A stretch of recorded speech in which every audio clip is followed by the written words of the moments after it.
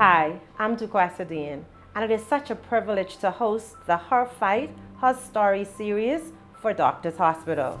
In this series, we'll be speaking with women warriors employed at Doctors Hospital as they share their cancer journey with us. We expect inspiration, we expect to see courage, we expect that you will be motivated to face whatever battles in your life as a result of this series. So, buckle in and get ready for the ride of a lifetime. And I'm here speaking with Cheryl Seymour today. Cheryl, welcome to the series. Thank you for having me. I want to first of all commend you for having the courage to share your story with your coworkers. Many people see cancer as an isolated event unless it's happened to them or someone that they know personally. So as we get to know you a bit today, I'm sure your co-workers will learn a lot of new things about how you came to be the person you are as a result of your story. And so tell us, when were you first diagnosed with breast cancer? I was diagnosed 28 years ago in September, and on the 4th of October makes 28 years since I had my surgery. And I was diagnosed when I was working at Doctors Hospital. Wow, 28 years ago. 28 years ago. Cheryl, that is a testimony to the fact that cancer is not a death sentence. Exactly. Because when we're first diagnosed with cancer, it can be scary. So tell us, how did you feel when you got your diagnosis, and what made you go to the doctor to get tested?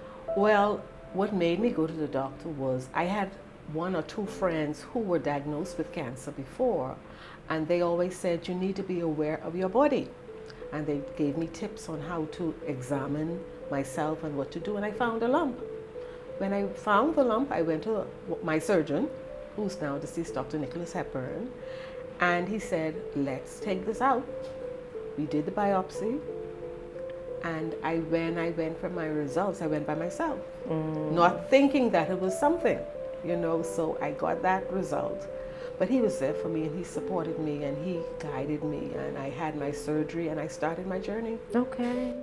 How did you feel when he said that you had cancer? What were some of the emotions that surfaced? Oh, it was just so overwhelming. I started to cry, and then I said, wait, catch yourself. You have something to live for. You have a daughter, you have a family, you have to do this.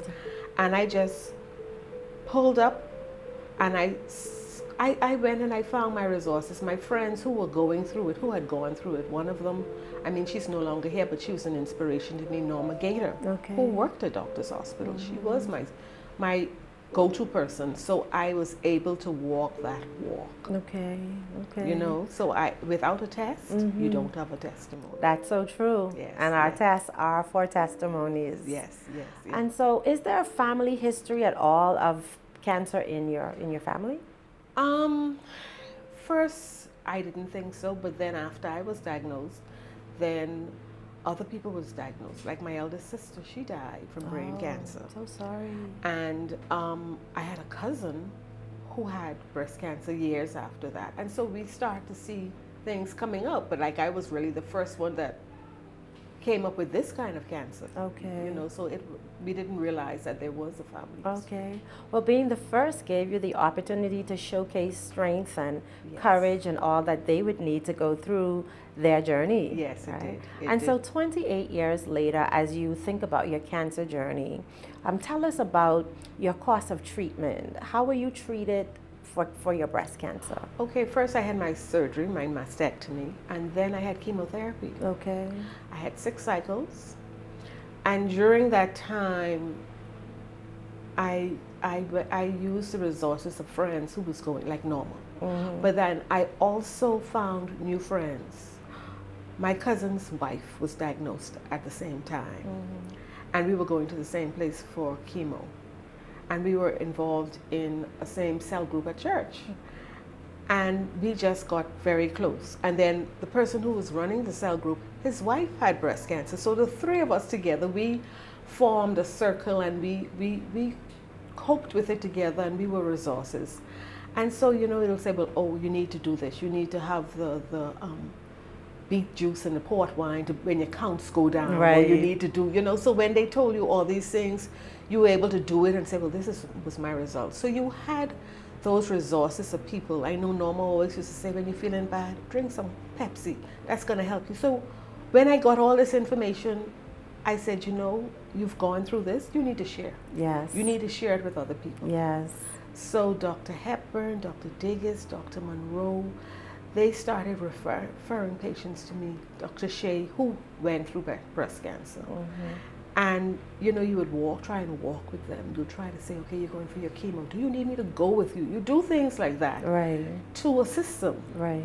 And then eventually, with Miss McPhee, we decided that we have enough people. There's so many people. Let's start this group. Yes. Sister, sister. Yes.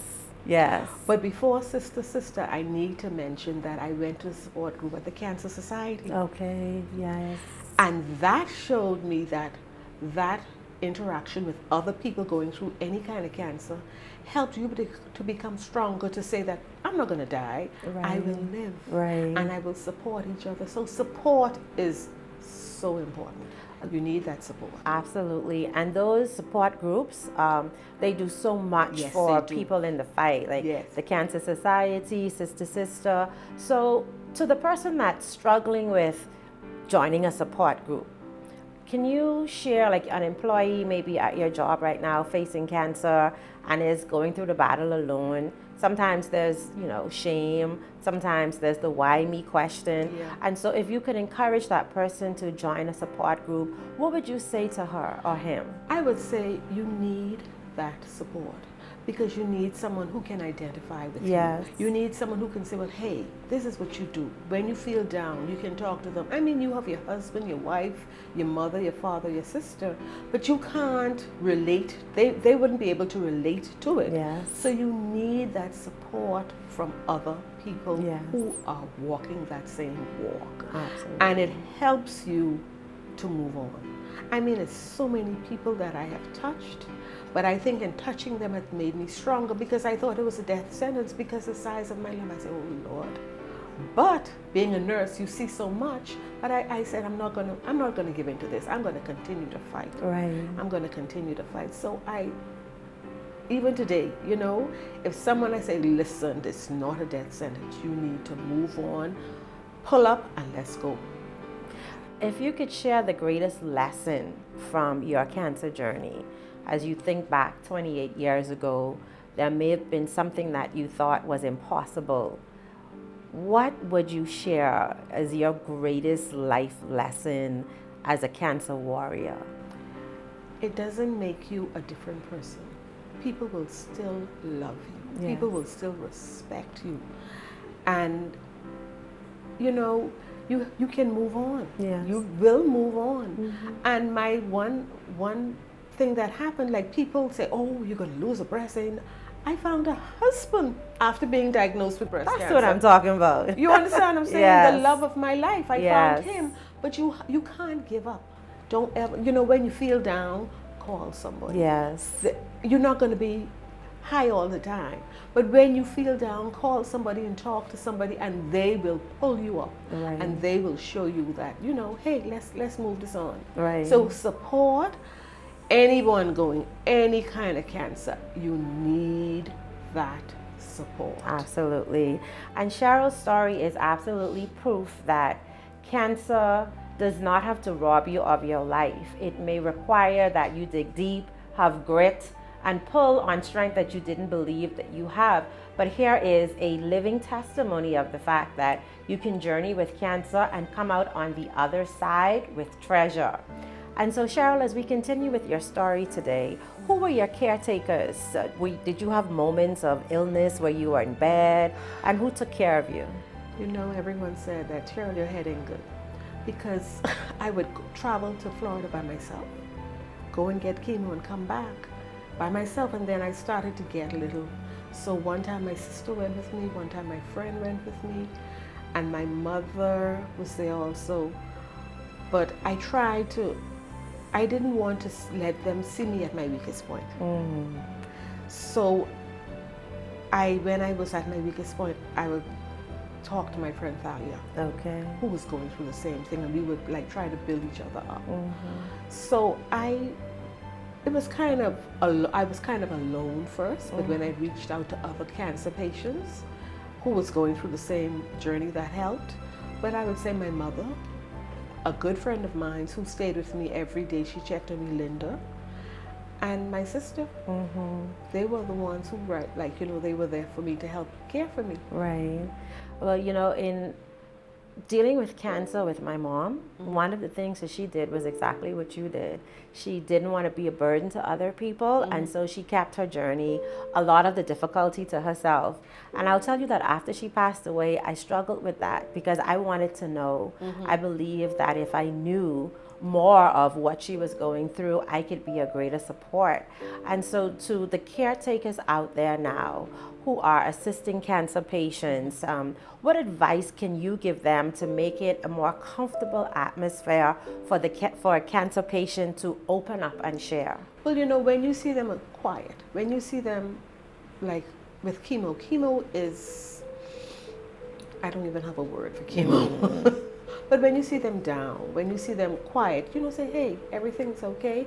Try to, if you see them not able to move properly, try to assist them and try to do things that might help them, and maybe then they will open up. Yes. You understand?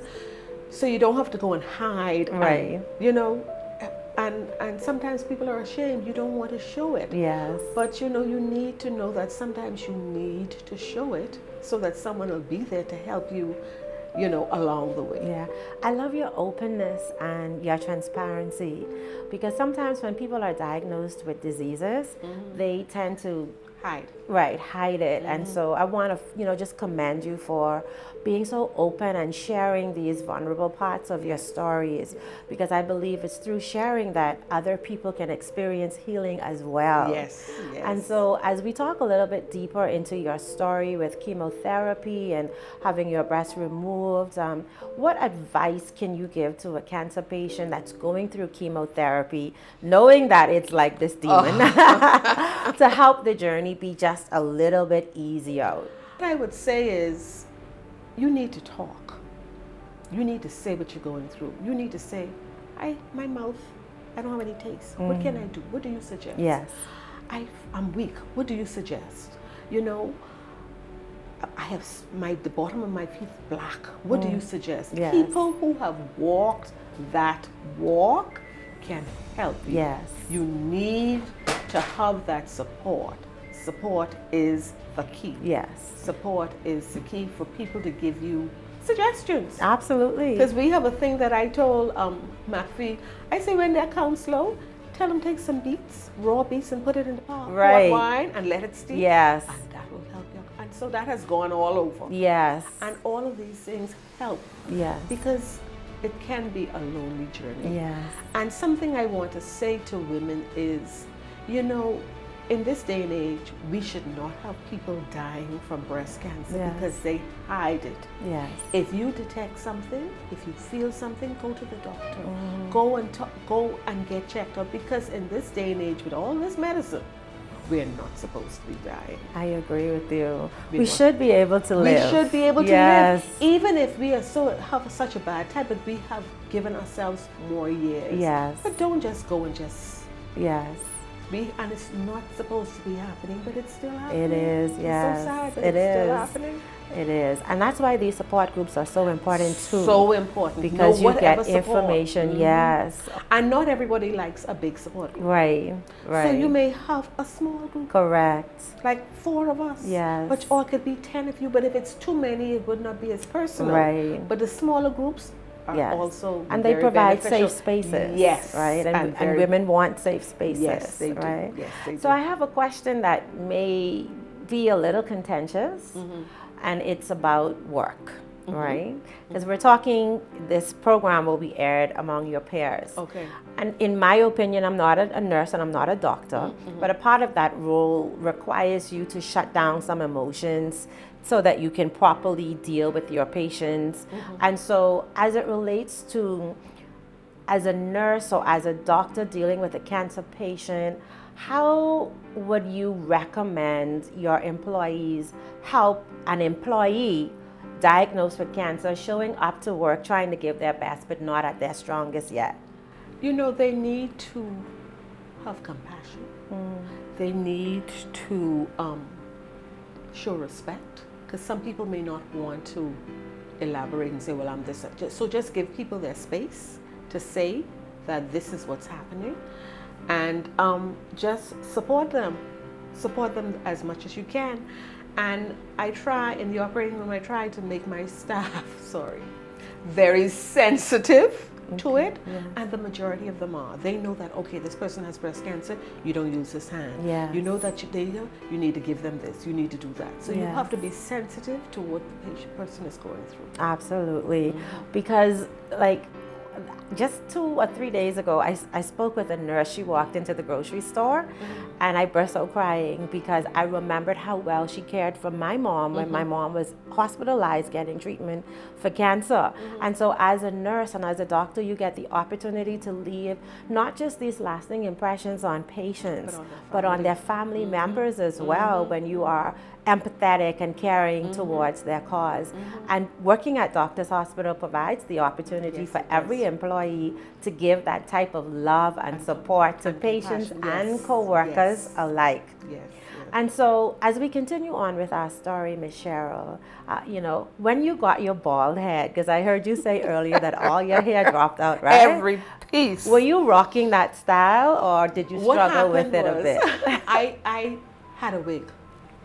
And I used to put scarves on, I used to have my makeup on, and a lot of persons didn't even know I was wearing a wig. Oh, wow. And one day I went in the changing room, and I just scrubbed for a long case, and I sat down and I pulled my wig off, and I was sitting down bald. And one of the staff came and they started crying. I said, what happened to you?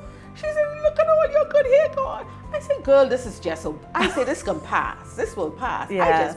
Because it was hot, I just pulled it off. And that was before people, at that time, they never used to rock bald. Right. Hair. So when my hair started to grow, it was just like that. I took the wig off and I just rocked it. Because beauty is internal, isn't it? I tell you that. And it shines outwardly. And I felt I just made the best of it. Yes. I took the lemons and I made lemonade. That's what I'm talking about. I took the wig off and I started putting on it. A lot of persons didn't even know that I was going through. Because you have to put your best forward. It's hard, but you must. Absolutely, yes. You must. And so it's Breast Cancer Awareness Month. And during this month, there's a lot of advocacy and education around breast cancer. As a survivor, what would you like to see happen during Breast Cancer Awareness Month in your hospital and then generally within our country? Well, I think Doctors Hospital now is really doing a lot towards breast cancer because we've been touched. Yes. We've been touched by persons who, Norma Gator, different people who have passed and who have pushed it on. So the mammograms, to know what's going on with you, okay? Don't be afraid. Step up and get it done. Self-evaluation, examinations. So we have to move to encourage and to teach the staff and the patients what we must do. Because we have everything there to get your diagnosis, to do what you have to do, and they have all kinds of things going on for free mammograms, telling you about self-examination. So we need to do these things. Absolutely. We need to make sure that everyone takes part. And even for husbands to let their wives know. Yes. Because a lot of times, it's sad to say, husbands are a lot of the reasons why a wife may not want to do it, but then they need to realize that a lot of times these husbands, it doesn't matter to them that you had breast cancer, that you had to have a breast off. I want you. Correct. Okay, you can replace a breast. Correct. Okay. And there are many methods we can use to do that, right? Okay, you can replace the breast. All right. Yes. Now, Ms. Cheryl, as you go back 28 years ago and you look at the technology and the treatment options that you had then versus what we have now, tell us the difference between how treatment is delivered today versus when you were 28 years ago when you were diagnosed. For one, they didn't do the sentinel node biopsies to see right away how many nodes were involved, so they knew how to treat you. Even the chemotherapy is different. They treat you with more drugs, so you're not as sick. Okay, you have more options. You could have a segmental. You can have a radical. They do gene testing. so you can know your family history. So it's so much easier. Yes. It's easier now for when you're having chemotherapy than when I went through it. But and we when I went through it, I had to travel. Right. And every 3 weeks you're on a plane. Yes.